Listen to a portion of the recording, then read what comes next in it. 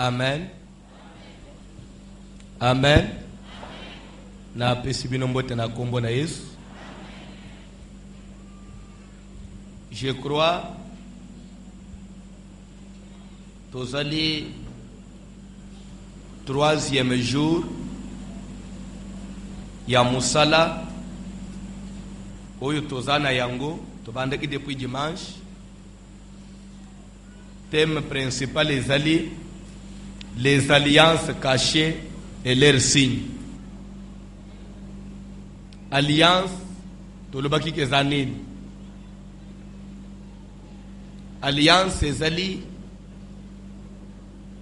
convention moko traité entre deux parties ou engagement pris entre deux parties. Amen. Amen.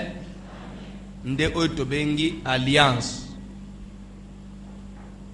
Boyokani na kati na batu mibale. Bayokani basali serment, bazui engagement, s'engager sur certains points. Et ça, c'est ça l'alliance. Amen. Mais pourquoi tobengi alliance cachée? Trobaki que caché et lingi tout simplement koloba, c'est qu'on ne connaît pas. Mais quand est-ce que alliance devient alliance cachée? To pesa kinda kisa ya Israël, to pesa kinda kisa même ya Noé par rapport ya bana na ye. Tozomona nzamba zo sala alliance na Noé du moment où bana ya Noé baza sur place te, mwasi na ya zawana te, basi ya bana na ye pe baza présente te. Mais du moins nzamba zo yebisa ye ke alliance tozo sala na yo ezali kotala na bana na yo, na basi ya bana na yo, na mwasi na yo. Alors du moment alliance ezo engagé bato oyo bayebi te, quand est-ce que Salem bayebi pe ba close na yango te, bayebi makambo bato mibale bayokani te, cela est caché pa na bango. Amen. Quand nous parlons des alliances cachées, c'est que nous voulons tout simplement faire allusion à des alliances oyo kozala esalema na ba vie na biso, na ba famille tobotama avant même biso tozala, sans que biso to yep. Mais dis-moi, nous sommes en train de vivre leurs conséquences. Na lingi na yebisa yo une chose, Israël et Égypte. Je crois que j'ai souligné ce point-là mbalebele na enseignement oyo. Bana na Israël bafanji na Égypte bazo souffrir, bazo lela, ba luka ki nzambe te, puisque bayeba ki yepe bien te. Mais nakati na kolela na bango, muto aye koluka bango ezanani. Nzambe nde akutani na Moïse na zamba ande uri kutu ya Israel. Azwebisa Moïse ke zonga na Egypte kende kuyebisa bana na Israel kenda kutani na nzambe moko, nzambe ya batata na bino, ya Abraham, ya Isaac pe ya Jacob. Elingi koloba nini? Nzambo ya sala alliance na Abraham, nzambo ya sala alliance na Isaac, nzambo ya sala alliance na Jacob. Ayoki kolela na bino, azo akiti po akangula bino, akiti po aya kusekurire bino. C'est que bana na Israel bazo bika délivrance bazuaki ezali conséquence ya alliance cachée ya bakoko na bango. Oyo bango bayeba ite alliance wane yekolanda bango esele nini ebikisi bango. Amen. Nepito sikozolanda. Alliance wane yekolanda bango plus bango bazalaki. Le Dieu de cette alliance là ya bakoko na bango nde muto alanje bango. Tout comme si cette alliance était une alliance négative, Dieu aussi allait se manifester dans le sens de le détruire. Vous pouvez comprendre? Amen. C'est pour vous dire qu'il faut que nous soyons pas. Peut-être que makambozo bi kelelo. N'y a-t-il pas un Dieu quelque part? nzambe moko ya bakoko na yo azana kati ya koluka yo azana kati ya poursuivre yo puisque tozomona ki nzambe azoyokana na bato asala bango alliance ke boyebisa bana na bino na alliance oyo tosali soki batosi yango te baviole yango voilà comment je vais me comporter du moment où bapapa bakoko baarrière koko bazala baalliance na bango basala eke nga na yo tozobika tozolanda yango te puisque toyebi meme oyo bayokana te peut-être makambo ozosala ekomi libanda ya oyo bango basalaki. Quand ces dieux-là vont se lever, ils vont faire quoi? Nous attaquer. Amen. C'est clair? C'est ça objectif, c'est ça même tina ya enseignement na biso. Les alliances cachées. Ezali moko na liwa na bavi ya mabote belé. Amen. Alléluia.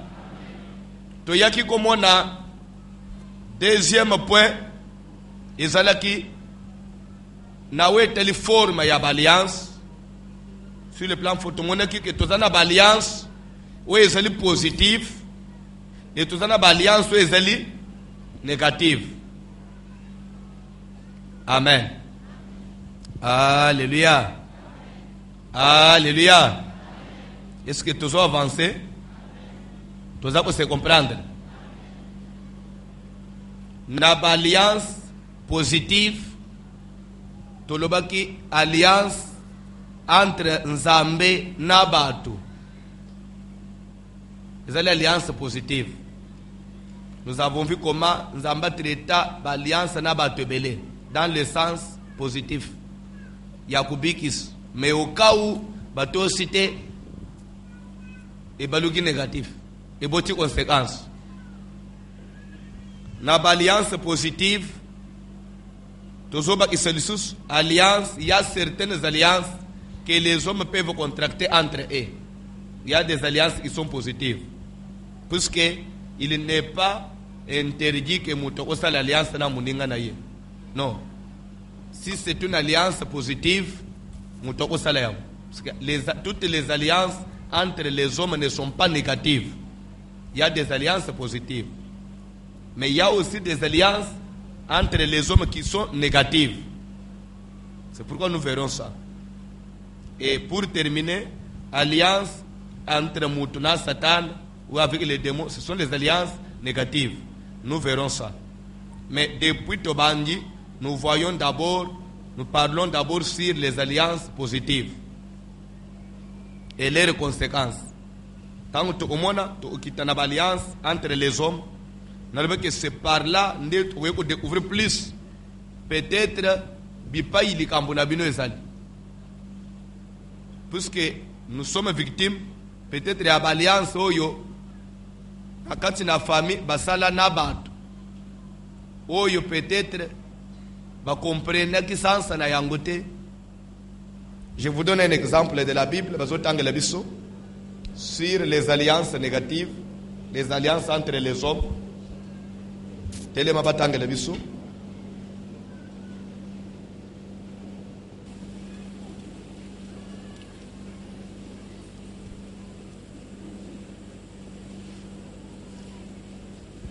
Exode chapitre 34e. Tobandina verset 10.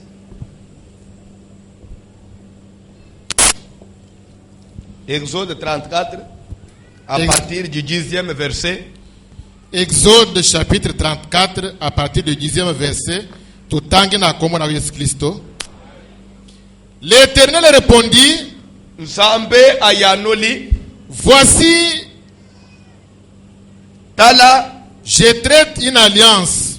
Nazo sala boyokani. Je ferai en présence de tout ton peuple nakosala na misu ya batu na yo nyonso des prodiges qui n'ont eu lieu dans aucun pays oyo nanu esalema te na moko na mboka ya mokili yao et chez aucune nation. Pe atali bota moko te ba mona bikamo ya ndengwana. Tout le peuple qui t'environne vers l'avenir, mabota nyonso ya oeza pembeni ya Israël tangu bakomona bikamo wana verra l'œuvre de l'Éternel, bakomona musala na nzambe. Et ce que j'accomplirai par toi Pe na makambo na kosala na nzela na yo inspirera de la crainte. pe ekopesa bato mususu babanga ngai. Prends garde à Ozomona ke nzamba zolinga bato babanga ngai. Mena kalembele metozana na bato tanga parole de ya fanja zo banga nzambe te. Tanga Bible. Prends garde à ce que je t'ordonne aujourd'hui. Siko yo pe keba na makambo na zopesa yo mibeku lelo. Voici, Tala je chasserai devant toi les Amoréens, nako benga na liboso na yo bato na amola. les Cananéens, Nako benga na bato na Kana. les Étiens, Nako benga na bato na Et. les Phérésiens, Nako benga na ba Phérésiens. les Éviens Nako benga na ba Éviens. et les Jébusiens. Nako benga na ba Jébusiens. Garde-toi de faire alliance avec les habitants du pays Keba okoki kosala alliance na batu ya mboka oyo te. où tu dois entrer, Mboka oyo zokota kosala na bango alliance te. de peur qu'il ne soit un piège pour toi. Nzamba zolebete de pere ka alliance bokoye kosala ekomela yo piège. C'est-à-dire quoi? Bokoye kosala alliance mususu oyo ezana ba piège na kati yo yebite. Siko ndaliki na tuna alliance o famille no basala. Ezeki na ba piège bi ezeki na ba piège te. Dieu savait que les alliances avec les hommes risquent kozala. Fanda ba continuer kotanga. Garde-toi de faire alliance na batu mususu oyo. Na bato oyo zomona na mboko de peur que okota na piège. Dieu savait que dans les alliances il y a beaucoup de pièges. Bakola kisayo boy, babombi boy. Bakola ba makambo mususu menace mususu. Nzamba le keba na wezo ta alliance. Nzamba so kebisa Israel ke keba na alliance. Okoye ko lokoteliwa pamba. Avancez papa. Au contraire, mutu nyonso batu nyonso na mboko wana. vous renverserez leurs autels, Saboter biloko na bango. vous briserez leurs statues Bopuka bikeko na bango. Bopanza ba hotel na bango. et vous abattrez Ba leurs hotel o idoles. bazolo ba eza ba hotel o bato balala kate. Eza mesa etumbelo. Etumbelo ya mbeka. Babenga kango hotel. Amen. Alléluia. Alléluia. Ezali hôtel avec AU. Et que c'est un hôtel avec HO. Toyokani? Hôtel avec HOT. Wana hôtel ya kolala. AUT. Wana hôtel ya etumbelo. Faut préciser kaboy. Kola pambula Bible. Pour mutu msoza anata utanga Bible. Tu utwazana ngote. Mswazana Bible out. Il y a des alliances qui peuvent être positives. C'est pourquoi au moment où avec précision, il y a Israël, garde-toi de faire alliance avec ce peuple. C'est qu'en dehors de ce peuple-là, ils appellent à battre alliance. Mais pas au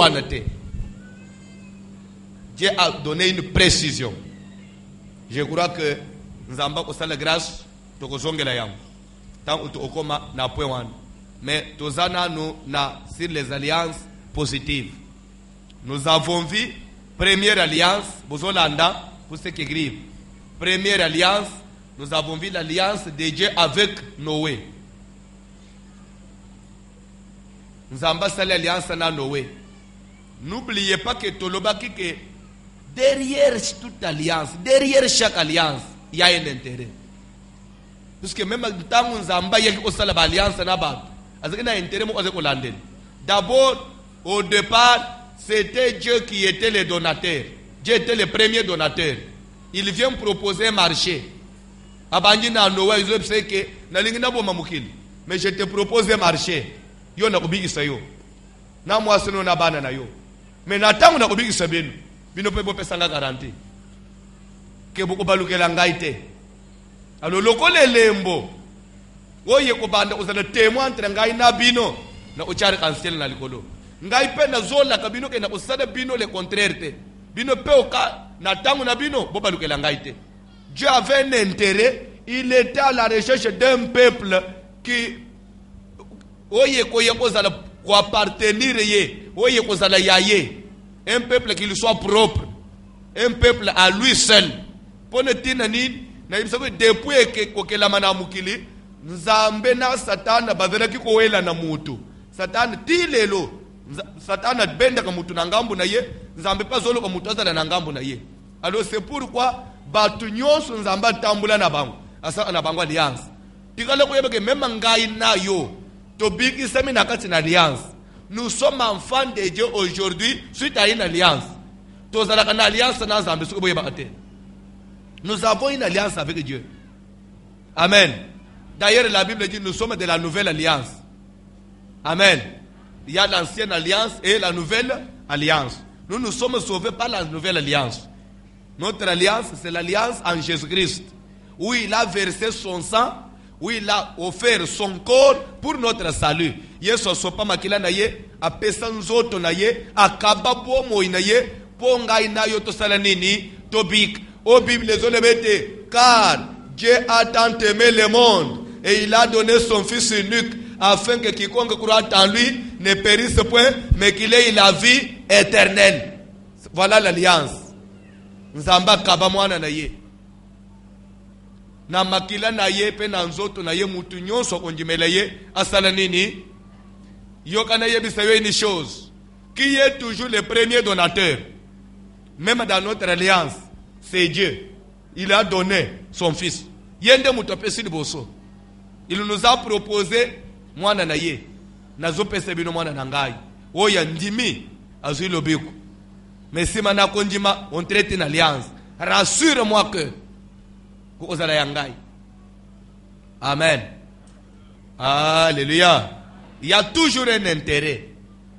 Intérêt ya nzambe zeli ke tozala ya ye. Pe intérêt biso tozolande l'alliance wa neza tozwa nini lobiko. C'est pourquoi na yebisaka batu que nous sommes sauvés suite à une alliance.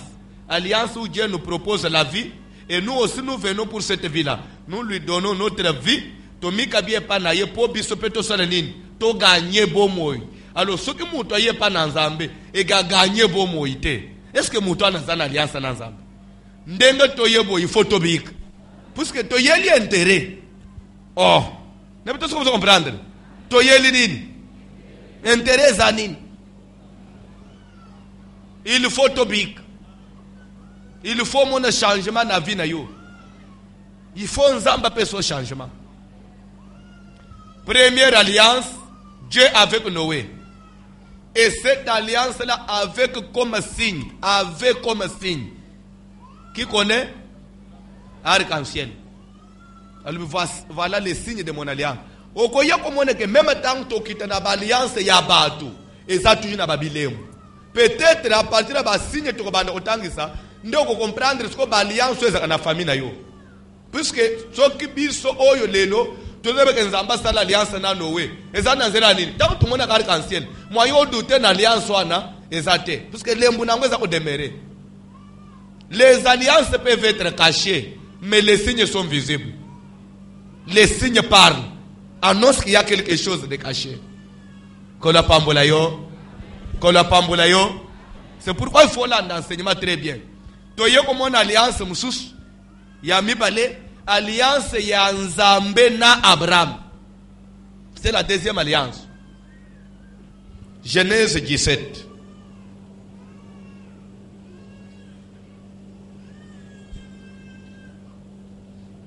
À partir du 4e verset, autant de un peu rapidement.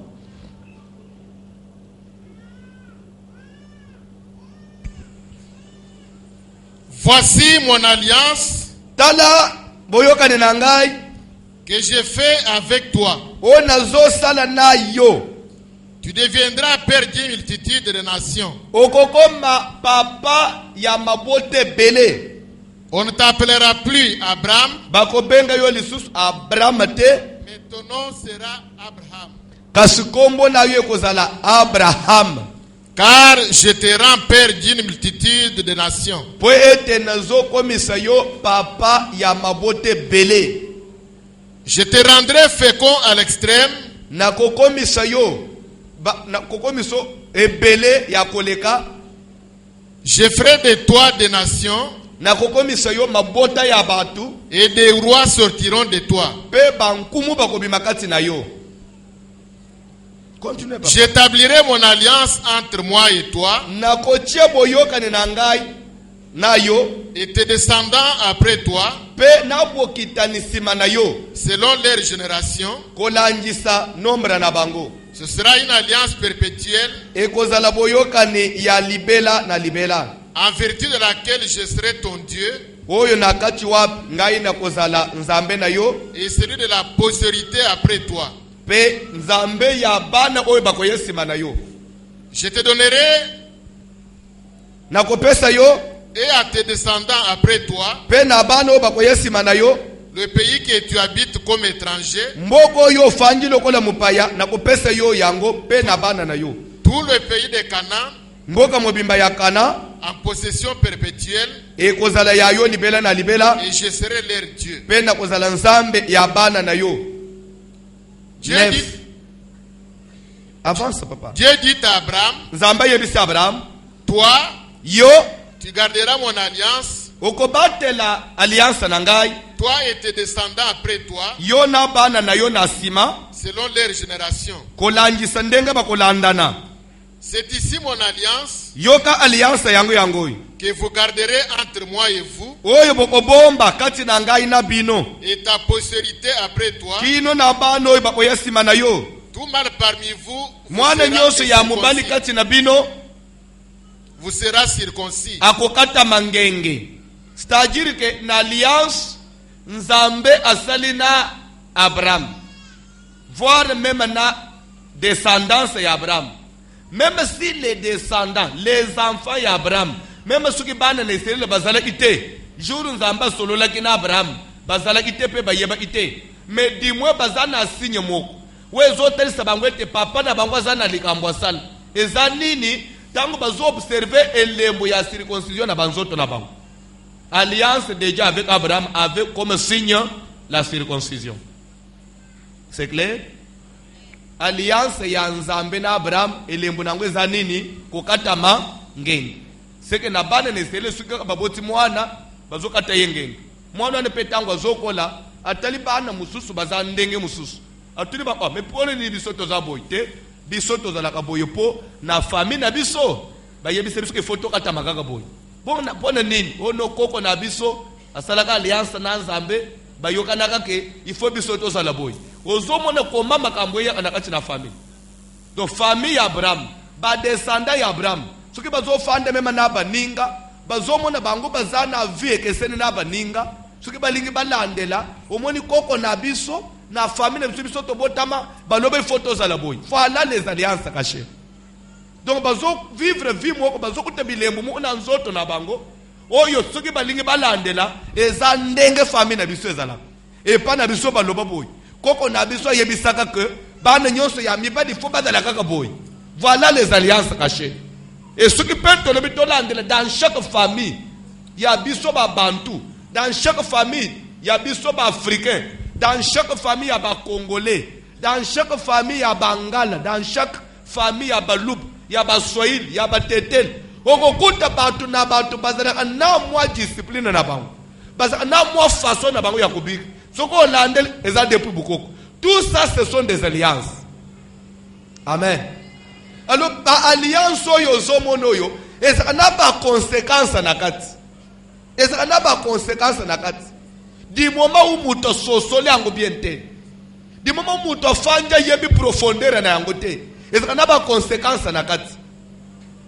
Dans la Bible, continue papa. Vous vous circoncirez, et ce sera un signe d'alliance entre moi et vous. La circoncision sera quoi? Un signe d'alliance. La circoncision sera un signe. C'est ce qui nous unit. C'est ce qui témoigne qu'il y a une relation entre moi et vous. Amen. Alléluia. Alléluia.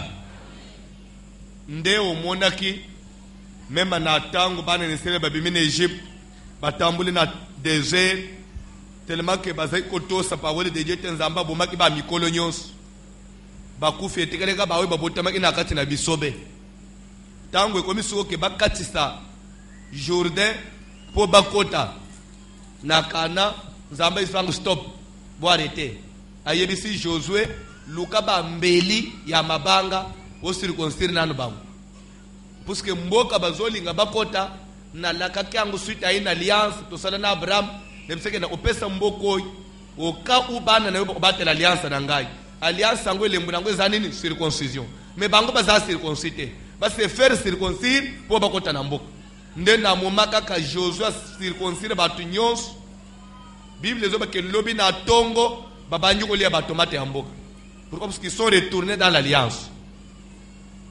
Amen. Alléluia. Nde makambo ebi matangu tosambela abatwa ozo omutu musozo kweya na asemi lima bezo banini Yesu kalinga ofanda kimya atika kaka osambela sa ikotika osambela pour eza ozonge na alliance ya famille atika église oyi atika makambo abandi nde mwoko pe na bitumba tozana ngo biso nyonso ndenge tofanja nzela ya losambo yo bandi makambo yo embrasser eza famille na yo boyokana na bango te eza oyo bango banjima kosala te nzamba zo yebisa Abraham bana na bako se faire circoncire to avancer à l'âge de 8 ans à l'âge de 8 jours simana mikolo 8 tout mâle parmi vous sera circoncis mwana nyonso ya mobali na kati na bino akata mangenge selon vos générations kolandisa ba génération nyonso qu'il soit né dans la maison azala même abotami na libala ou qu'il soit qui a pris d'argent azala oya libanda de tout fils étranger ezala ya mupaya afanji kati na bino sans appartenir à ta race même ataza muyuda te mais afanji na mboka na yo awo bandeko pesa mato inafungula parenthèse mo place wana bozolanda c'est pour vous dire que oyezota l'alliance eza na alliance mususu ezali lié même na bamboka même na ba quartier nzamba zoyebisa Abraham que même un étranger qui n'appartient pas à ta race du moment où ya kovanda na mboka na yo il faut se conformer na nini na alliance na ngai au cas contraire azana problème c'est que zana ba mapangu mususu mutoko kota lupangu ane za mukolo na kozana ba alliance na ya sana du moment où koti na lupangu obanji ko kutama na makamu obanji ko kufela ban misale banji ko beba tout simplement oke ko fanda na mabele oyi ezana boyoka ni mususu c'est que bonne ko fanda na Israël ko fanda na bayud il fallait s'informer suffisamment bakoyebi soke soko lingo fanda bana nyonso ya mbeli fo badala ndenge nini bakata mengenge au cas contraire nzamba bomi même ozamu yuda te alors soki alliance ezokende kokanga na étranger yoko fanda na mboka bongo mutu akenda okubala na famille songolo okota na alliance ya famille wana te c'est pour cela bolimbisa pona makambo na zolo c'est pour cela même dans l'église ndenge to fanjao s'il y a des choses pour lesquelles on doit veiller ezape mabala ya batu bandeko soki batu balingi babalana soki tolobi tolandela ba famille na bango tebeza famille nini tosumuki te oh non comment pour faut landela na famille est-ce que mabala ezota la famille oui bien sûr bien aimé yo njimeli nzambo yao sere pa njimeli nzamba yao ezabino mi balende bo njimeli nzambe mais n'oubliez pas que après konjima na bino derrière vous il y a des familles et il y a des alliances. Or Bible les autres veut que les mariages soient honorés de tous. Les pas les autres qui ne kokotisa na batu mususu ebele ya batu ils ont des problèmes sérieux.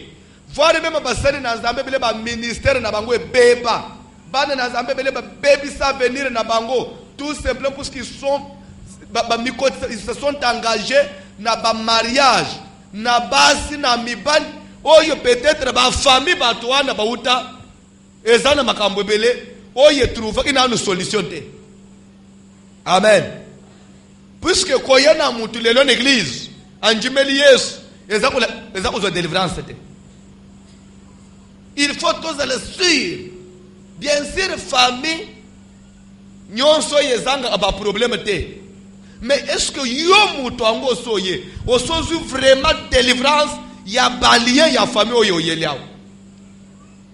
Tikala ko yeba ke soki yo mwana mwasi obalani na mwana mobali oyo famille ya uta balobeta ko fanda na mwasi te. Quel que soit boboto nyonso ko salela ye oko souffrir. Quelle que soit obéissance, à te conseil maman ne bino pese yo ke banga mubali respecter ye sala boy. Ce qui ba loi ya famille na ye tomboki yo ko sala un jour libanda. Oko bima libanda pas puisque oza mwasi mabe mais puisque ya fanda kana basité. Et pele abatu bazo vivre ba conséquence. Tout comme pe mwana mubali du moment que ko s'engager na mwana mwasi oyo. Balobete mutu nyonso abalaka ye abongaka te frère eza neto kama tivina yo okeko kota na kati na moto. Amen. Eza neti ndaku yango yezozika mwana zana kati andako abanji kolele siko yo zali bando yo ki mutu azolele okoti mbango bimisa mutu wana leta ozwa ye obima na ye libanda okobima mubimba ebele ya mabala ezane toke kulingo bimise mutu na kati na moto leta ozana ne libanda mwandambo abilamba no pe kosana nini ekozika mwandambo abilamba no ekozika. Je vais vous dire une chose. Nakutana kinaka moko ezaki na Afrique du Sud aho na église na misa Afrique Afrique du Sud nakutani na couple moko bazana ba problème mwana mubali asaleki na ba misale na zeko sala azeki na ba mbongo na ye azo évoluer bien a trouvé que non il faut na bal libala na bango e bandela unete bandela aho sont des Congolais d'ici ba balani aho mwana mbale bisi mwasi que je préfère to kende évoluer ailleurs ba memani na mwasi ba ke s'installer en Afrique du Sud mubali a constaté depuis ko balana na ye na mwana mwasi wana azeki na mbongo ebele mbongo zokenda na kusini makambu nyonso asala ezokenda na kukangama. Tout ce qu'il essaye de faire, malgré bazo sambel, malgré bazan église. Mwana mwasi tu na mwana mwasi bazo benazo comprendre pété. Mwana mwasi bazo sambel azo mepesa na nzambe. Amen. Alléluia. Alléluia. Na kolela ko sambela lokola nzambo ya lol. Atika kabana na ye bakende bazana na kati na ignorance tina sukate. Soko leli ming nzamba kufungula kako yeba kote malere no ezouta ndenga zo sala ke au travers enseignement oyo ebele ya batu comprendre kote malere na bango ezouta. Cet enseignement est aussi une des réponses na mituna batu bele na kolela mwasi na mubali bazo milela sikoyo mama ya mwasi azali awa na Kinshasa abangi kobela alinga kufu sikoyo azo yebisa mwana na ye mususu ya mwasi waza grande sere ya oya za na Afrique du Sud ke yebisa se meki na yo c'est-à-dire mubali ya yeki na bazana Afrique du Sud soka lingas pema alingas na bien atika mwana na ngai na lobake mutu nyonso ko bala mwana na ngai akosufrir wana lobi mama biloko nino zolebe eza maladi no. Kozwanguna ndenga maladi te ça j'ai dit je suis normal. Non maman mutu e bandi ko baluka lobite naza normal. J'ai toute la lucidité. Je suis consciente de ce que je te dis. Yebisa mubali ya leki na yo soka lingi apema atika mwana na ngai. Mena o wana pe abengi leki na ya yebisa ye. Leki na yepe asa mwana muke tangu ayoki ameki peko se contenir te ebisi mbali neke yoka makambo bazo yipsa ngapa na biso mbali pale non abenga chesko inite abengi beli sera mama zolo banini mama pa ayoki bazo solo tuni wana ke nini na uso na seme ali passer ngaye ba passer ma yoseke papa soko lingi ko bonga tika mwana na ngai ngano le babana na ngai nyoso muto ko bala bango atazaleki na kombe akutikala maboko pamba eza alliance na ngai na sima pe mamwana akufi mena sikoyo na kuti mubali na mwasi ifo baboyana mbalo lebi mwasi fakenda nga pasteur siko na ye mwasi alobi papa bazoboya ngai naza mwana muke natuni bazoboyela nini alobi tuna ye moko natuni likambo nini mama na biso aloba eza teke ya kotonga nga mpe nayokaki mama alobaki mutu nyonso abala biso effectivement bayaya na ngai nyonso basi balongwe mabala kaka pona misala mibali bakufa mibali bakusufrir fin de fait asuku mobali alashe yo atikali makambo ne peut reprendre so mobali atiki makambo ne reprendre pe na tangu pe semeki mobali wane pe ateli ba mbanda ne mususu o boya bana baswana babonga ye mais parce que moi je vais continuer à souffrir pourquoi ngandena ko memesiko masumu ya famille na bango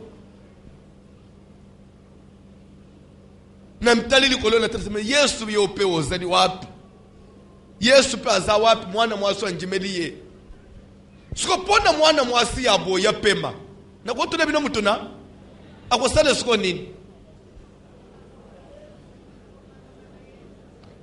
na zotu na bino d'abord ba frère bino bolo bate bino ba mama bolo siko mwana mwasi likambu yango eza clair mama na bino lobike soki mubale linga pema atika yo ndakende liboso siko yo kosala nini yo mwana mwasi ba frère bino bolo binini ba frère bolo binini na moni ba frère bazolo baboy ela isinini akende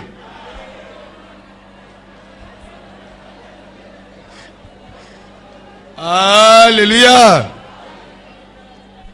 Sikoye awa na église yango moni ngai tangu na pambula kamabala na tuna atebile ya dans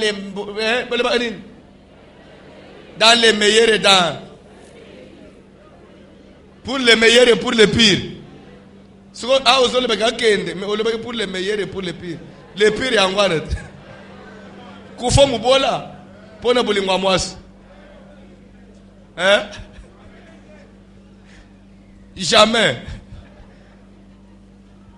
ce qui va ser bazabo yo kabatu o mona ce qui passer azole baka total libalo bien o asa contre libala na ngai mubalo zo flatter wana mukolo kubalukela yo okuluka pasteur ce qui des fois moni bisoto zo landela likambo kozala contre bisote Alléluia po mutu aza mutu akotikala mutu mubali akolinga yo akolanda yo di moma zo mona intérêt na ipana yo di moma makambo koma ndenge na lobiao oyoke réponse la bango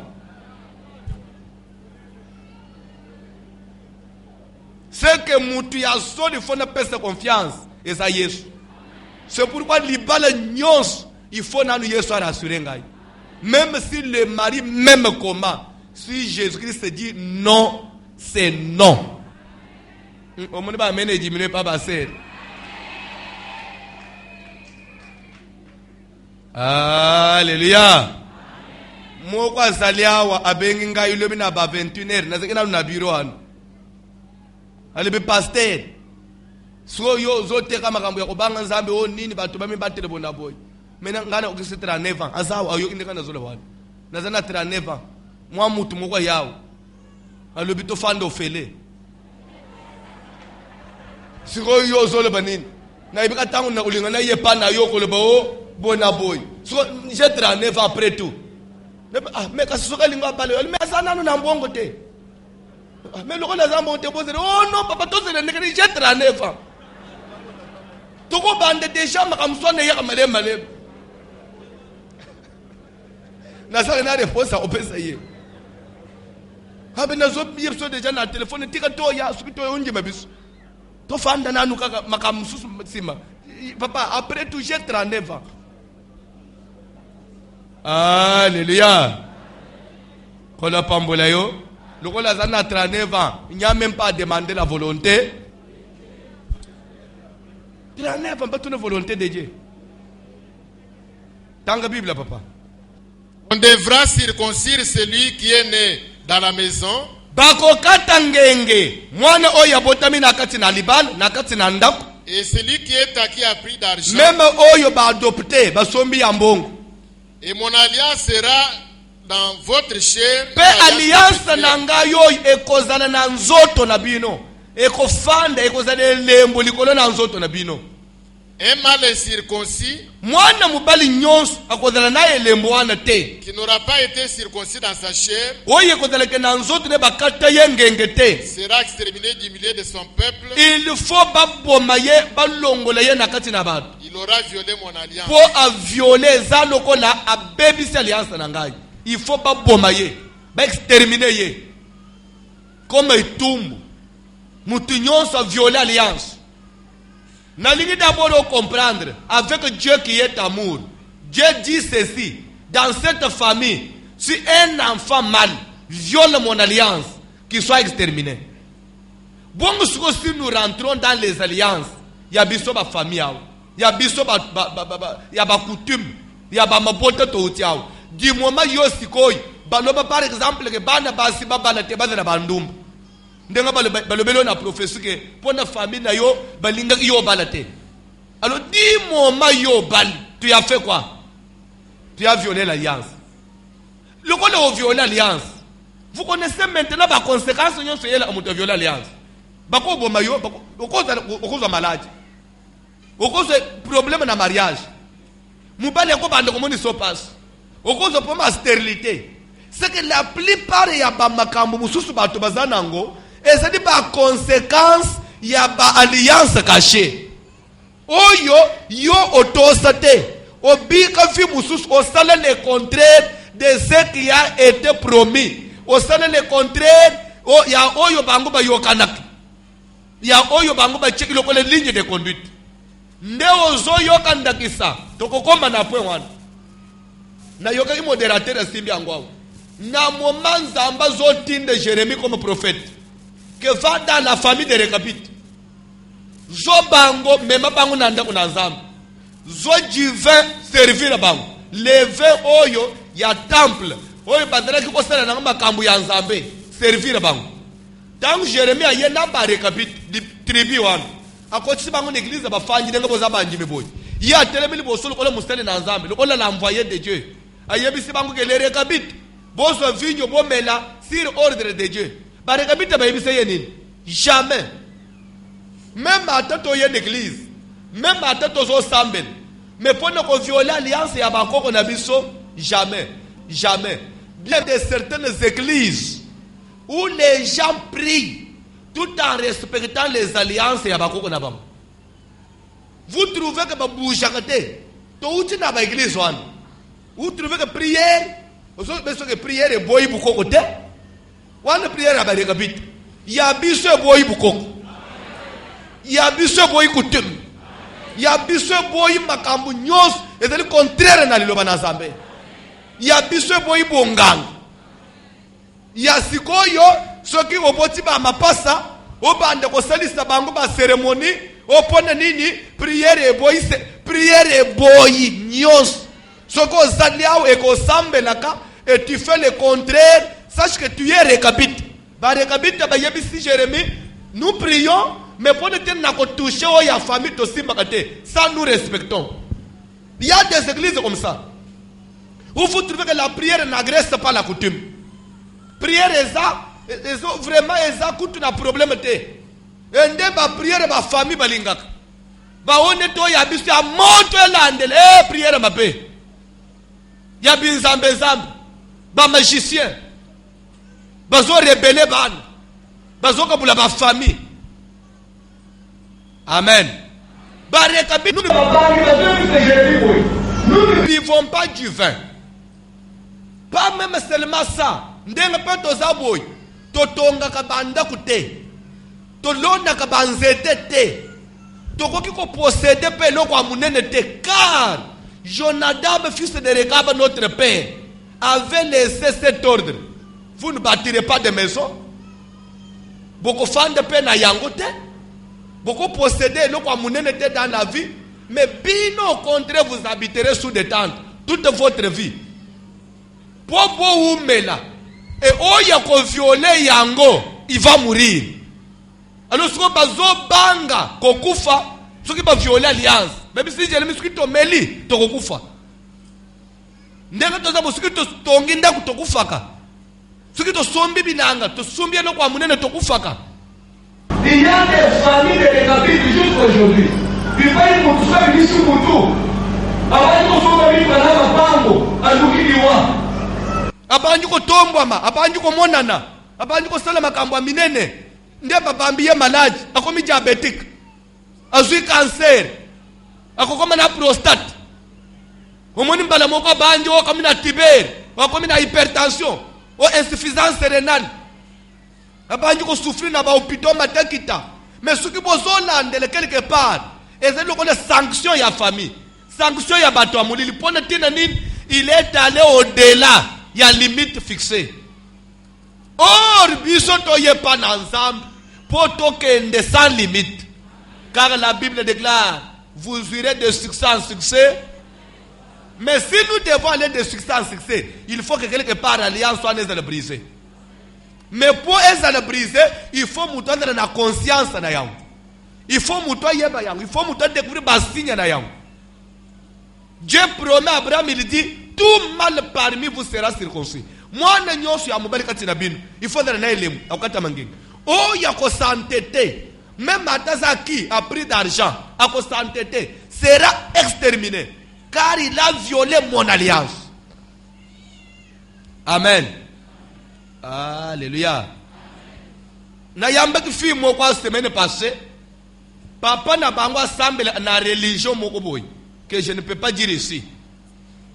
Surtout que naza na caméra. Na religion moko boy. Pe famille mobim na bande ko nyos babota mabakola na religion wan. Yesu ko découvrir awa abandi ko yana ndenga ko batam ayaka na ndenga ko batam ayaka na ndenga lokola kaka likambo bomba makate un jour alinga bimawa papa na bangu pa zole kana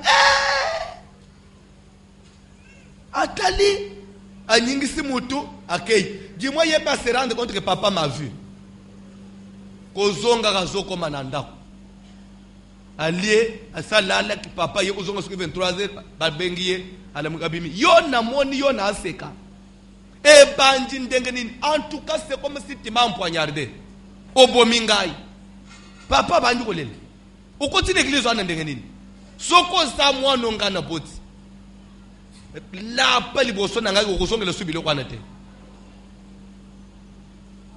soki oboyi kaka ndengo fanjwa noza su mwana na ngate ukoti kuna ndenge nini obomingai mwana yemba ko papa notre papa pleure tout simplement parce qu'il m'a vu à la est-ce que papa est-ce que na bomi papa ndenge nini alobi papa zolele comme si na sali likambo moko za tena mukini onjina tateke ndega na zamwana mwasi bosiko na zwizemi nde papa zolele bike suko za mwana nanga alobi ke papa fukami suko za mwana nanga pardon la poko ozonga subilo kwana te mwana tellement que asa kota ke lengi ya au si papa na bangu kembe papa na yoki est-ce que ko pesa ngata na répondre ou me ko senga ngata papa s'il vous plaît papa dit OK je t'accorde 2 jours nde mwana kimiso ayi kutunanga papa yebisi na bande no bo pesa nde kuna bino toli so ka boy etide na kufuta te penda kunanga ya fanda te akende pate pande kunanga moko te pona nini ake aseka binzambe nzambe alungwe na religion na biso a trahir famille. Donc vous allez comprendre que famille wana bako de une alliance moko basali yo zo mona keza ko sambel zo c'est toute une alliance oyo zo kuta que batu basiba kota mobimba et du moment mutu moko bimi ezo botele ba problème awo kutu papa lobi clairement que na ko foute classe te na ko supposer ko sala boy. Ça c'est peut-être à l'obi na moi. Bongo yesala makana mulili du moment yo violé alliance sans que baby se yo na misuboy. Eza ebele. Tikala ko yebe que prière tozo sambela na yo. To trahir makambo bele. Eza di moko pena koza bitumba yake. Okoti na mabonde lyoy. Okoti nzelo kanga mikaba. Dokola na yebisa ki yo lobi que ezali nzela oy babenga ka one way you comprendre hein et là ici sens unique c'est-à-dire que ça nzela ya aller no retour tu ne peux plus retourner tu ne peux plus kotala nasim le khola to suto s'engager na Yesu il faut Yesu pas intervenir. Mais pour Yesu intervenir, il faut moko na moko arriver na koyeb alliance ya famille ya botami. Baso tanga lebiso na Lévitique rapidement. Bandana na verset 15 alors. Si vous méprisez mes lois, OK, c'est ça, c'est pas 9, c'est verset 15. Si vous méprisez mes lois, soki boko chiola mibeko na ngai, et si votre âme a en horreur mes ordonnances, soki molimu na bino ekoyina mibeko na ngai, en sorte que vous ne pratiquiez point tous mes commandements, na tinete na lolenge te boko boye koselela mibeko na ngai nyonso, et que vous rompiez mon alliance, et que bobebisa alliance na ngai, voici alors ce que je vous ferai. tala makambo na koye kosala bino. J'enverrai sur vous la terreur, na kotinda somo likolo na bino, la langueur et la fièvre, na kotinda ba maladi na kotinda fièvre, qui rendront vos yeux languissants, misu na bino ekolemba, et votre âme souffrante, pe mulimu na bino komona pasi, et vous sèmerez en vain vos semences. bokolona ekobota te. Ici Dieu est en train de proposer na bana na Israël que du moment où boko battre l'alliance te bo violer, bo sali le contraire, ata misala ya maboko ekosimba na kolandela bino. Bien-aimé, écoutez une chose. Si mananzambe ko proposer alliance na Israël, soit na Abraham, soit na Noé, comme lui était le premier donateur, il sait que yende a pesi liboso, puisqu'il avait intérêt batubaye panaye, puisque tant que tu simba les alliances entre les hommes, on voit toujours qu'il y a eu des choses. Peut-être que Salema, na ba tribu, na ba famille touta, ce n'était pas que papa ou maman ou bien tata moi ou bien papa kulut, à ce qui n'a pas ça ya kokende kuluka kisi, poisa na nganga sacrifier bana jamais. C'était peut-être ou temela ba pasi. Makambo komela kabango à partir ya ba souffrance na ba bitumba babanju ko luka comment sécuriser la famille, comment peut-être nazo kobota ndenge nini nazo luka vi nazuite ndenge nini nakozo mbongo misala nazo sala ebonga peut-être nazo bota bana bazo kufa nini nakosala po bana bakufa te na tango babanju ko tambo na babanji bakota babimawa.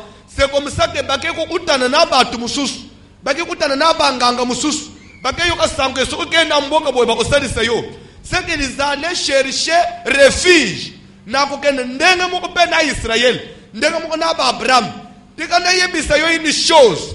Voilà ce que Dieu avait fait. Nzambe pour avoir Abraham, Dieu va d'abord bloquer kobota ya Abraham. Abraham abali azobota te afangi makambo ezo marché te. Maintenant Abraham se sent obligé abanda komiluka luka na komiluka luka nzamba zokutana naye. Il lui dit que nayebi kobota kate, je suis capable ya kopesa kobota même si photo landele bien bien lokola nzambe nda yeba amakambo nyonso nana ko dala kanga kobota naye. C'est que nzambe muto akanga kobota naye po akomise faible tango eko proposer ya sala nini afléchir ndenga moko ba mindela basala ba africain. Il bloque nos économies pour te bande toujours qu'on recourir pas là-bas. C'est ce que même les démons font dans la famille. Na époque ya kala ya bakoko na biso, les sorciers venaient dans la famille babwa ki malade.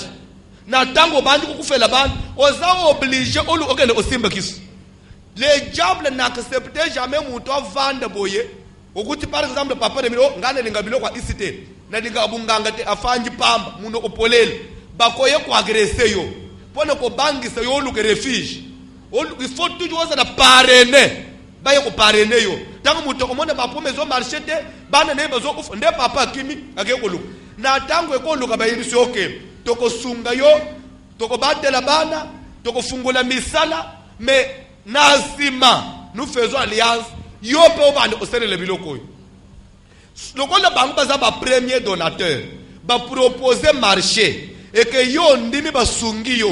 Tikala ko yebe que dans cette alliance là, ce sont eux qui vont commencer à veiller, à diriger. Puisque ce qu'on a dit très bien, dans toutes les alliances, il y a Nzambe na batu. C'est comme si Nzambe nde mutozo veiller plus. azukume même ko landele ko punir ko salbo et muto azasu na liloba ya koloba te. C'est comme ça avec les diables. Quand tu fais alliance avec les satans ou bien les démons, même yo ko zalo su ignorer, ozo occupé les sous biloko anete. Yango ko occupé yo. Je vais vous donner un exemple. Même dans nos tribus ici, au Kokuta par exemple, allons chez les Kassaïens par exemple. Moi si ya Muluba, à Salaka Kindumba te. Moi si à Nébal. Ce que c'est Kindumba, à Romoneni. Pardon? C'est-à-dire que yes, ce que c'est Kindumba, à Keko Fanda. Atika le web qu'il y a une force, il y a une main noire, il y a quelqu'un qui veille sur le biloko. Et celui-là c'est qui? C'est le diable. Ce que Satan a ça, c'est une alliance. Atika les zo veiller les colonels. N'enga moko na Nzambe. Nzamba zo ebisa bango na alliance to cela. Même à Tebino boko bosan. Moi je vais veiller. Oh ya ko tosete, je vais tuer. Oh ya ko salelete. Donc c'est pour obliger les gens à toujours aller vers lui. Donc Dieu donnait l'alliance, établissait les alliances avec les gens pour obliger les gens toujours à l'oukakaye. Toujours pas zongela. Ce qui Nzambe a obligé à battre zongela ye. Bongo Satan. Bongo bandoki. Bongo bangang. Si manako rendre un marché, bako obligé au bande toujours ko zongela bango. C'est comme ça que Dieu dit en Lévitique, voilà au cas où beaucoup de alliance te. Voilà ce que je vais faire. Même misala nabil et ko bande ko tambula te. C'est pour vous dire que même pas blocage, mususu biso tozana. Na tangu ya ba Lévite. Ce qui est loni pas moni biloko ezobotate. Il faut pas nous zonga ba mital.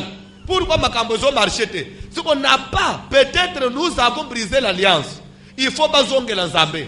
C'est que ngai pe na yo lelo, si quelque part nous voyons qu'il y a un ça ne va pas, lukana nous côté na famille. Pourquoi famille ne biso makambo zabo? Est-ce qu'il n'y a-t-il pas des alliances? Je ne te prêche pas aujourd'hui pour que quand tu comprendrais que tu bimili bande alliance posonge l'alliance wana non plus mais poto bunjisa yangu elungwa puisque biso to kozongela yango te ya Nzambe ba yude fale bazongela yango mais ya biso to kozongela yango te pona tina nini puisque c'est les ténèbres c'est la mort kozongela yango au contraire c'est s'enfoncer encore davantage surtout que ezali na ba clause oyo to yebite makambo basinya to yebite bamboutissement na yango to yebite. Lelo si tu découvres qu'il y a eu des alliances cachées dans la famille na yo, et ça pour qu'elle ne fléchir te, ou qu'elle ne réparer yango te, c'est comme Dieu a dit, quand vous découvrirez les histoires de ce peuple-là, renversés, brisés.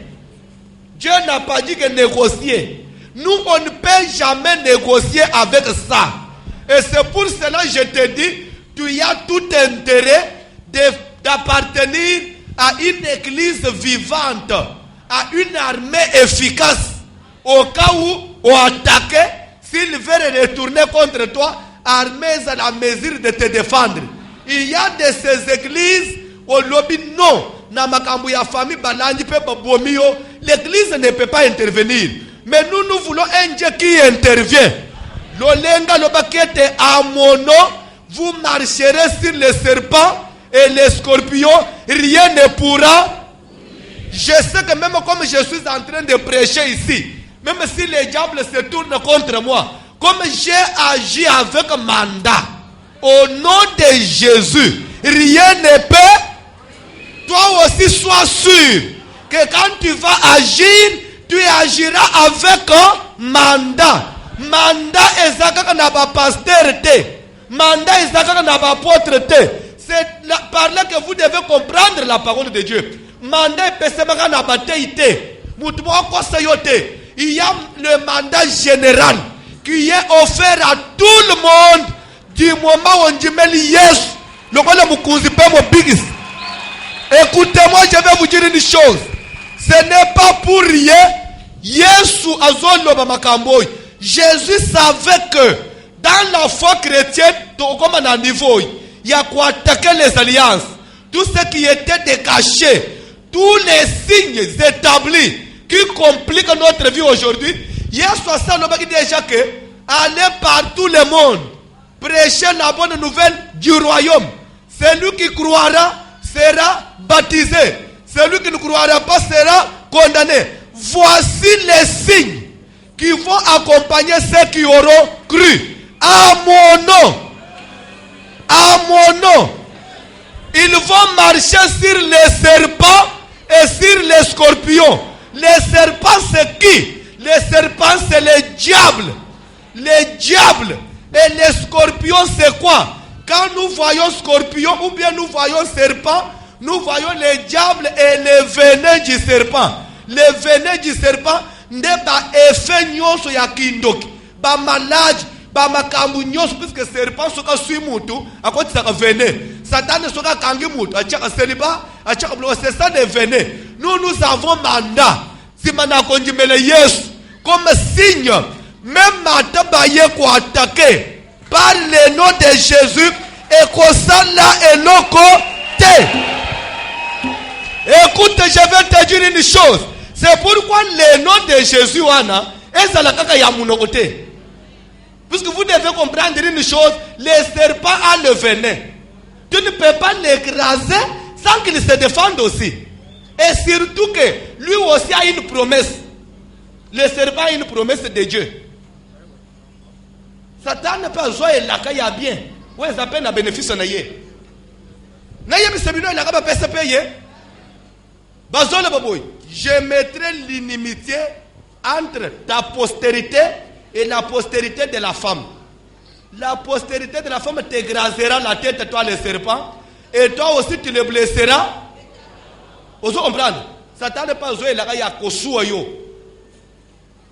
Balobite que soka suya kokokate akosua pe okozoka. Mais gloire soit rendue à Jésus. Mais balobi akosua biso na mutu, na lisu, na kingo, na loketo, akosua le biso wapi? Na sekuna. Elingi koloba nini? Dans les combats spirituels, dans cette marche de la délivrance, même si les ennemis, les diables peuvent se lever contre nous, il faut souke la natalon. Et dit qu'on a dit, ezaba effet moko ya gravité. Ndenga na zo sale la nzambe boy. Satana pa ko fia ko langai, mais ça ya gravité. Na ko sala musala na délivrance ça oti na ken na lal, butwana ba fininga pe kingo. Na suki boy, qu'est-ce qui se passe? Ah, ezaba ataka ya musala délivrance ça il on m'a blessé au talon. Mais ce qui est commis yake, ozo sala musala na nzambe ozo kufela bana. Musala ba bengani yo. Bana bazo tanga les sous. Ça ce n'est plus les talons. Ça devient la tête, ça devient l'oreille. Mais il y a des gens que les diables ont blessé l'oreille. Mais comme il a lito indengenin.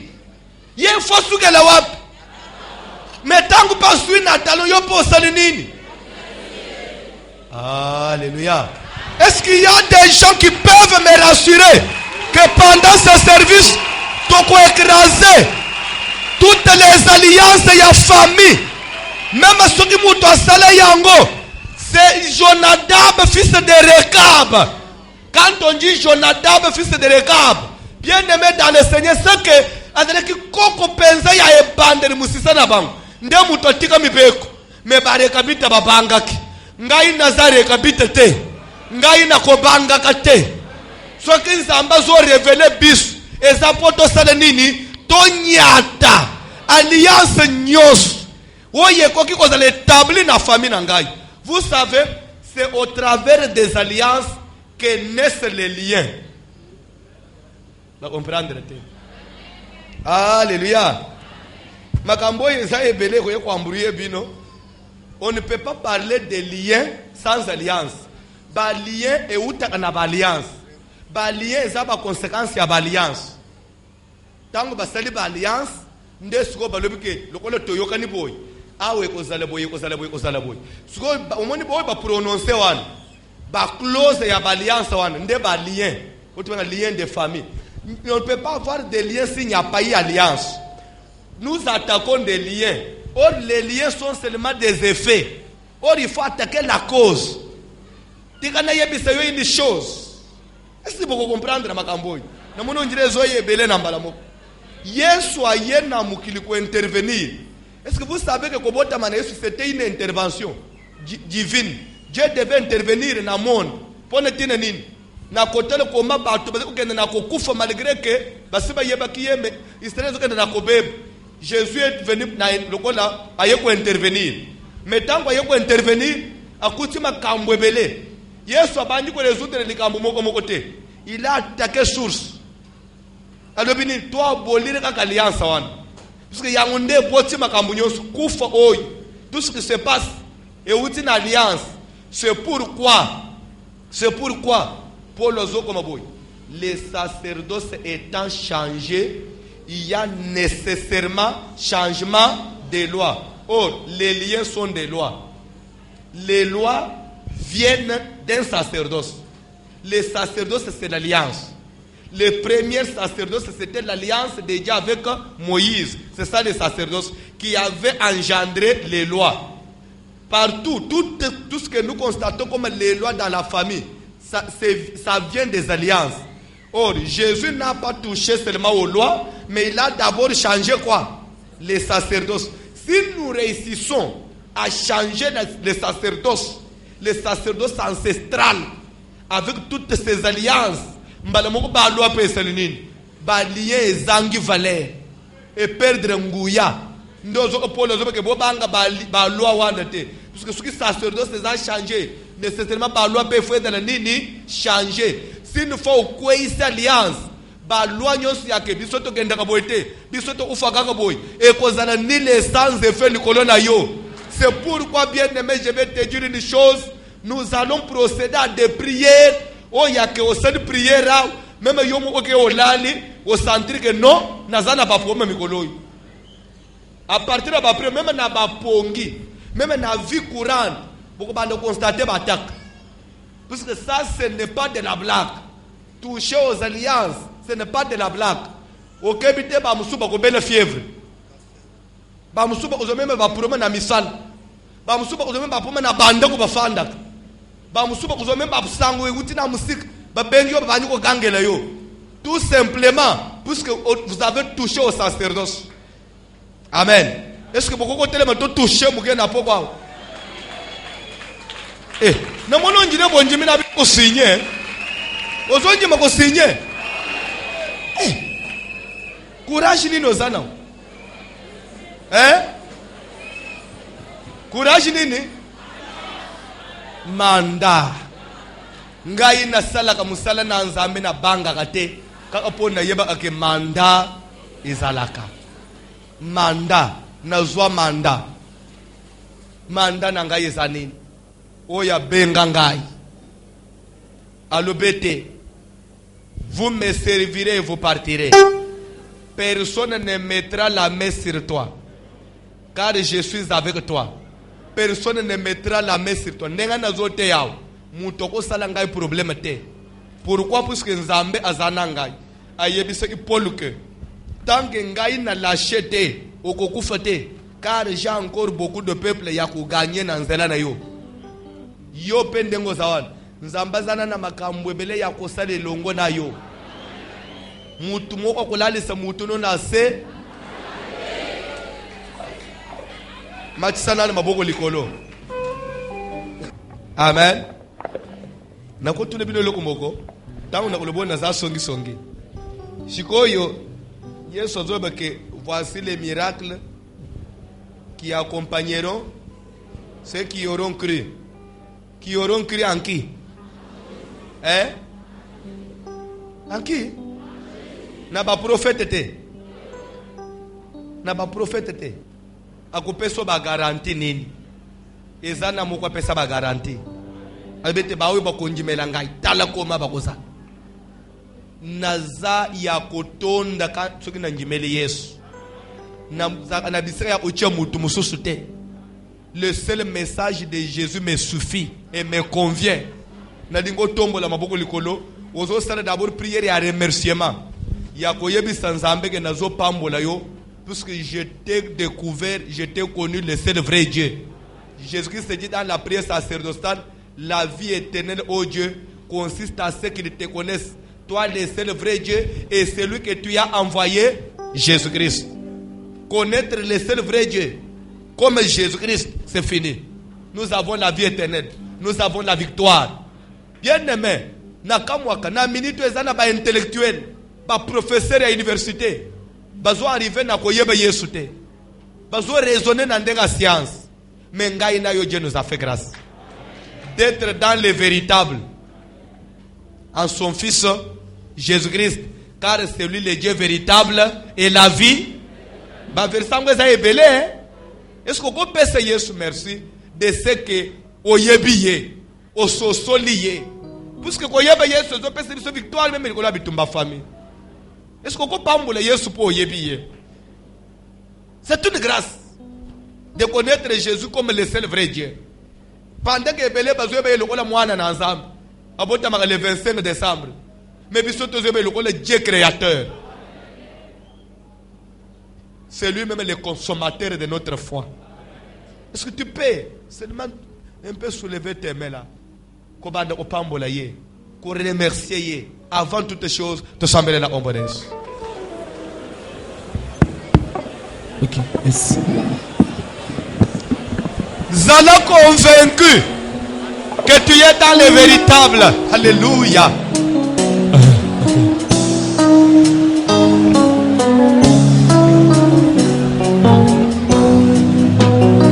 Besa Yesu merci.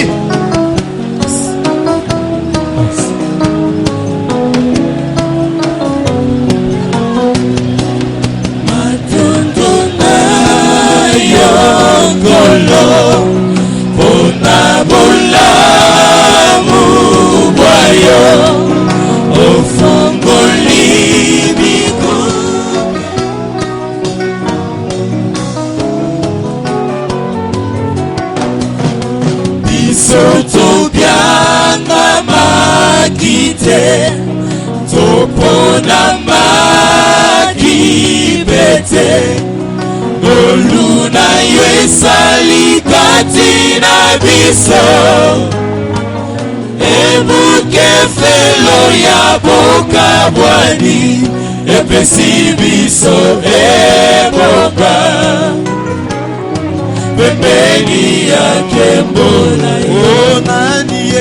Nani azalo kolayo Nani akosungalo kolayo Bisweto mwami likolo Tokotato la monene Nani azalo kolayo Nani akosungalo kolayo Bisweto mwami likolo Tokotato la monene na yo Kombona yo Zambe Seko na seko yo kumama Kombona yo Zambe Seko na seko yo kumama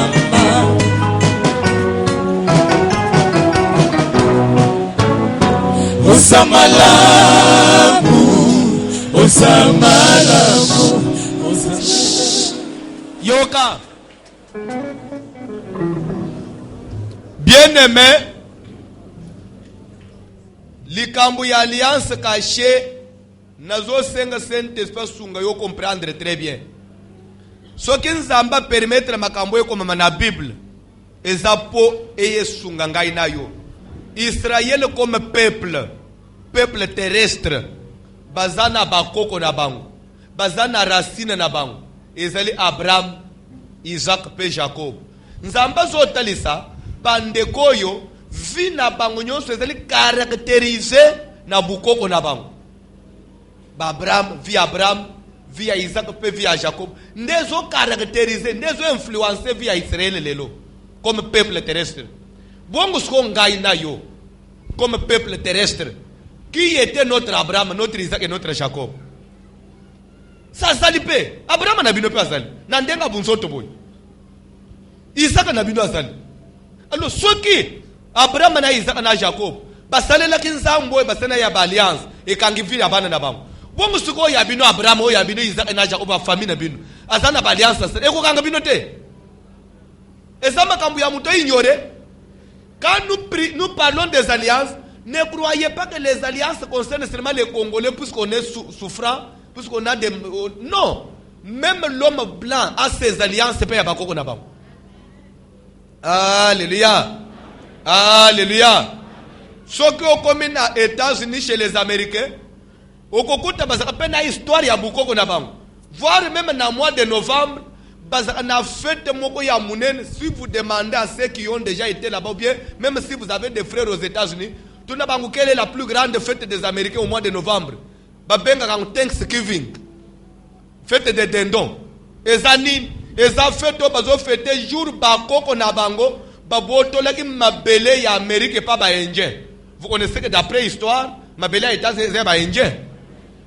Alors tango ba wele laki na ba indien, babotoli mabele wana, date wana o bazwaki mabele, ba célébrer yango. Ce que même on continue à miser na bango. Pour bande ko même comment ils ont évolué aussi. Vous trouvez qu'il y a aussi trop de lois et trop de condamnations. Même Thanksgiving qui veut dire merci pour nous avoir donné. Donc il remercie les Indiens, le rôle la bazaba yuma, batikele bango mabele kitoko. Bango ba récupérer. Ils ont aussi alliance na bango, na bakoko na bango. C'est là aussi complique leur vie. C'est pourquoi vous allez trouver chez eux aussi il y a trop de choses. Ils ont des problèmes de banditisme, ils ont des problèmes de la pédophilie, ils ont des problèmes de homosexualité, ils ont des problèmes d'insécurité. Et ça ne peut pas alliance ils ont compris. Parce que pour moi, ils ont des maladies, ils ont des cancers, ils ont des développements cardiaques. Ils ont détruit le peuple. Chaque peuple terrestre a ses alliances cachées. Qu'ils soient blancs ou noirs. Pourquoi? Parce que cela est lié à l'origine de Yabat. Amen. Parce qu'il n'y a qu'un seul peuple. Origine y a bien. C'est le peuple juif. Origine y a bien. Pourquoi? Parce que ils avaient découvert le véritable Dieu avant tout le monde. Mais nous venons découvrir Dieu aujourd'hui. Mais si moi et toi nous avons découvert aujourd'hui, alors notre origine, vous allez ignorer cela. Ça influence. Car on dit, si la racine est mauvaise, reste yanzete et vous allez m'appeler. C'est écrit dans les livres des Romains. Alors notre racine c'est quoi? Ce n'est pas quoi qu'on a besoin. Basta la kanzambe nini. Batambula kandengani. Babika kafinini. Et les gens qui ont un problème, est-ce qu'il faut il faut ignorer? N'oubliez pas votre origine. Ça de l'influence. Tellement bien aimé Tobunde Tumba. Il faut la délivrance de l'origine. Il faut nzamba casser. Musisa nyos. Oye kolisa yo. Wezo kanga yo kino bipa yo komiao. E katana. Tozo musisa musus. Ya makila na Yesu. Tozo musisa musus ya Yesu tonjimeli. Yesu suka kaka na kozana ya malobate. Yesu chana misisa na nzoto pe na makila. Ya nivo tokomiawa. Woye kukufa te malaji mama na bino kufa ka mama. Woye kukufa te malaji papa na bino abelaka. Soki kenza dans le Seigneur. Obanju ko bele boyoka si papa na bango kufa ka pe cirrhose. Yango yepe banju kufa yango. Bon Yesu musala nini asali. Seki muto njimela ka Yesu. Mais Yesu na nous racheta ka yete na loi terrestre, na loi ya famille, na loi ya makila. Or pour que Jésus arrive à faire cela, il faut que les alliances tombent. Ba efe na yango nyoso likolo na yo. Na lingo bele la moto na Nzambe et traverser makila penzoto. Et tout parce que Dieu dit à Israël, mon alliance sera dans votre chair. Il y a des choses dans cette chair. Parce que dès là où viennent même les divorces, les polygamies, les instabilités, ça vient de la chair. Même à ça finira toujours par les compliquer quelque part. Aussi mbongo, mais tu finiras toujours par mourir pauvre. Parce que la famille n'a pas souka kakabong. Ce qu'on songe même na chilenge na bakoko na yo. Okendo kuta ba e pavo moko na lupango ba benga bed fort. Oyo se koko na pesa kana camion. Mais asuka wapi? Suite na ngo kuta ba Chevrolet. Na so okuta ba pamu ya ba kombi o ya ba kalawan. Koko na bino pa somba ka yango. Mais mbongo anekenda wapi? Ici na ngo lelo eza wapi? E yo pe lelo simbi mwa mbongo après un temps. Et lelo za wapi? Et zo kende na kosila. Voilà les alliances, les lois de cette famille. Okoki ko pele pour un temps. Mais avant de mourir, tu dois mourir pauvre. Tu ne laisseras rien aux enfants. Est-ce que nous allons continuer comme ça? Est-ce que l'alliance est koko kweyete? Moto na Nzambe kita. C'est la prière, bien-aimé.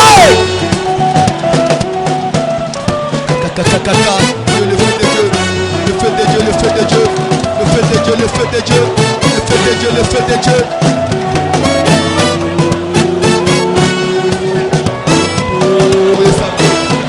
Yahweh Sabé, Yahweh Sabé, Yahweh Sabé, le feu de Dieu, le feu de Dieu, la gloire de Shekinah de Dieu, l'intervention du feu.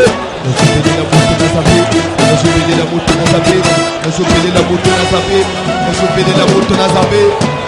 Dieu, le feu de Dieu, la gloire de Shekinah de Dieu.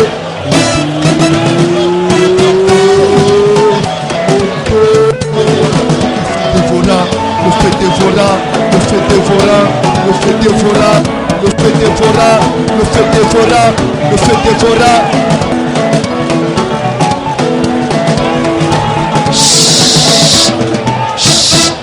Yoka, Nazolo baboye, Yoka, pesa mato bipai boy. Mateya ya les alliances cachées, ce qui m'a tolé que je comprendre en côté à cause. Et ça facile. Pe mutunyon s'il faut comprendre. Tozo le baboy. Alliance cachée la iseneni. Bayuda lokola batu ya mukiloi. Bukoko na bangwe uta na Abraham, Isaac na Jacob. Bakoko na bango bakuta na banzambe songolo. Basalela ka nzambe wana nzambe ya bakoko na bango. Ayebisi bango boy. Boy bisa bana na bino. Balanda nzela na ngai. Suki baboy ko landa makamu ngai na bino toyoka ni. Na kubanda kubuma bango. Nakubanda ubebi semisana na bango. Suko yo nangai. Abraham na biso ezanani. Suko ko na bino wan.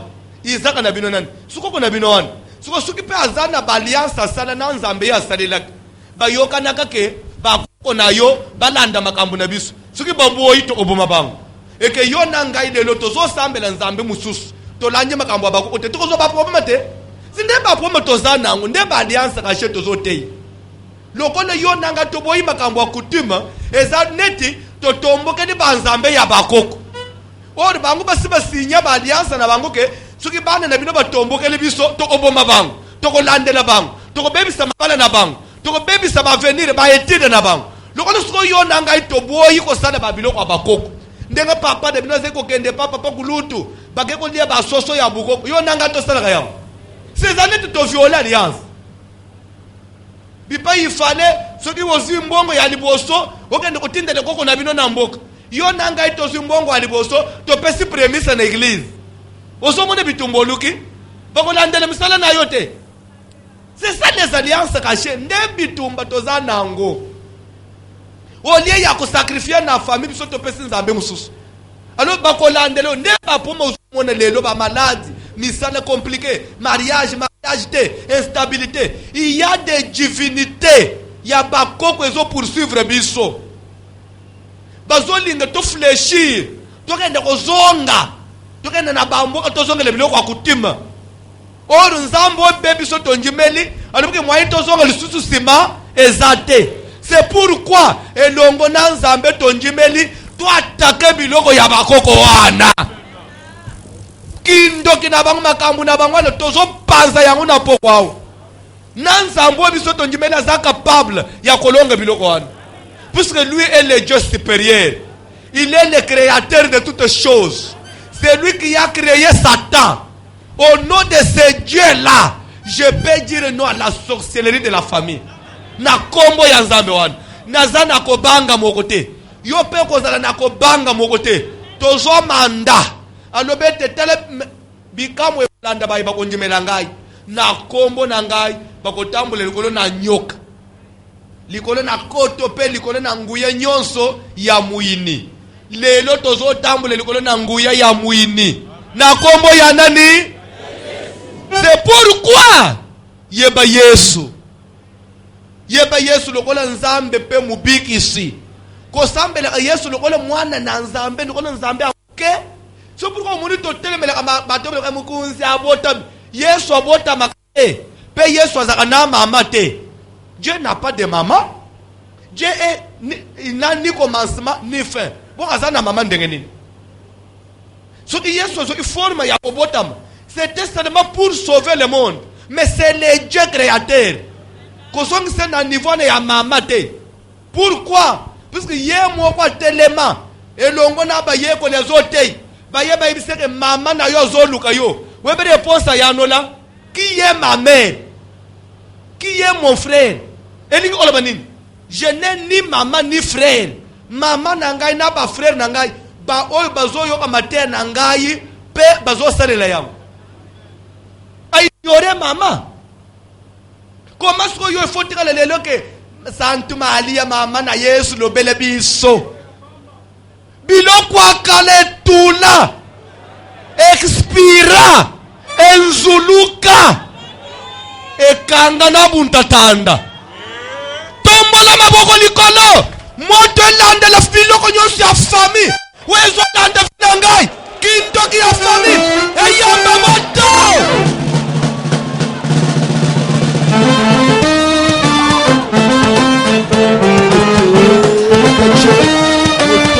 Je traverse l'hypothèse de votre ami. Je traverse famille la maille. Je traverse famille la maille.